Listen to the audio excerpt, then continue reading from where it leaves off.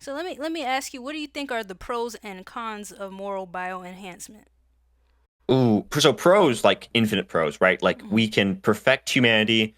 We can live in some kind of pseudo utopia where crime doesn't exist, immorality doesn't exist. We're all happy all the time, right? Hmm. Cons is it goes wrong, right? Yeah. Whenever you play with biology, and we've like, if we assume evolution's true, then we have spent like millions of years evolving from a single cell organism to what we are now. Hmm. Um, like you would assume that we are fine tuned in such a way that like messing with us in any way could have significant detriments, right? Yeah. And so, of course, just like saying like, okay, what if we just change everybody's brain? I'm sure that won't go wrong. Like, Hmm. I have no idea what the outcomes of that would be, and so that's why I always like hammer in like we have to test this, right? First Right. on like mice, we test it on mice, see if it works on mice. If it works on mice, we go to chimps. If it works on chimps, then we look for human volunteers. If they volunteer, we like have them in like closed societies, little cities, whatever, Hmm. observe them there for like a couple years.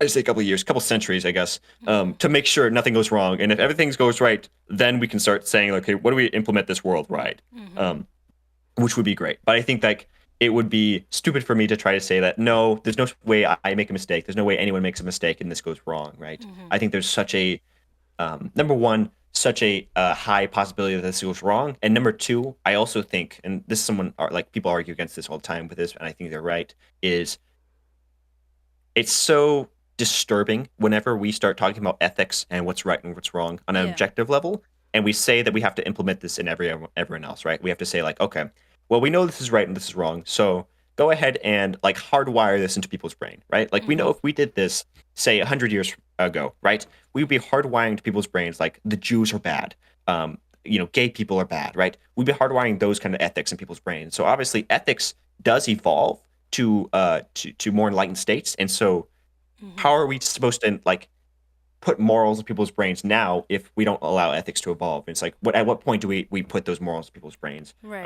I think it's a good argument. And Hmm. like of course my would just be golden rule altruism. That's all we'd be putting in people's brains. But I Hmm. do agree that once we start like opening that door of like, okay, we did altruism. Well, what if we just did this one too? Like that one's clearly bad too, obviously. So we just do this as well. Hmm. I think that's a concern, and I do agree. I Yeah. think that's going to happen regardless, though. Like I was saying, like that perfect soldier. I think we're Hmm. going to see that on the battlefield pretty soon, where we see like Yeah.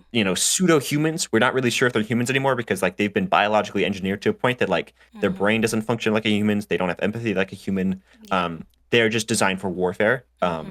And I think that's going to be like true regardless of if we do moral bioenhancement. So that's kind of why I always hammer in like if we're Hmm. going to use bioenhancements at all, we're going to use bioengineering at all, we're going to use like CRISPR, right? At all, let's Yeah. use it for good at least, right? Let's not let's not make the soldiers that are freaks of nature, right?